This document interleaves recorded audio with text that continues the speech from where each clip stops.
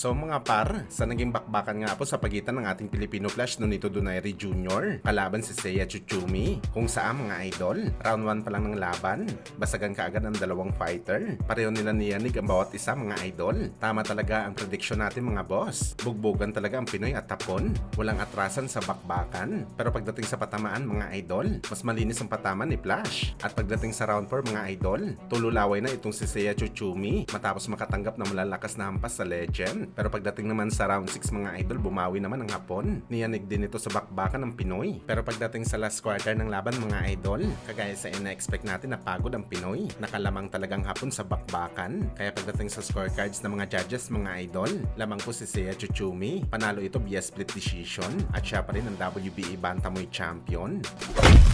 Samantala sa naging panayam naman po mga idol ni Timothy Bradley sa podcast ni Andre Ward, prangka na sinabi nito mga idol na sakaling hamunin daw siya ni Jake Paul sa isang exhibition fight, hindi daw siya magdadalawang isip mga idol na tanggapin ang laban. Wala daw pakialam si Bradley mga idol kung malaki ang agwat nila sa timbang ni Jake Paul. Hindi daw ito atras sa laban, maski isama pa daw ni Jake Paul mga idol ang kanyang manager sa MVP promotion. Ipagsasabay daw sila ni Bradley na wasakin sa bakbakan. Bagamat tayo naman sa mga boxing fans mga idol, nag-iingay lang daw si Bradley na labanan nitong si Jake Paul dahil gusto daw nito makakuha ng malaking purse money sa exhibition fight kalaban ng YouTuber boxer. Naghihirap na daw kasi si Bradley mga idol. Well, mahina mga idol ang 20 million US dollars na posibleng maimbulsa ni Bradley sa laban kay Jake Paul. Pero sa totoo lang mga idol, kaya naman kitain ni Bradley ang ganito kalaking halaga kontra sa ating pambansang kamao Manny Pacquiao sa exhibition fight dahil pareho naman sila mga kilalang fighter. Isi 20 million US dollars lang din si Bradley mga idol kay Pacman.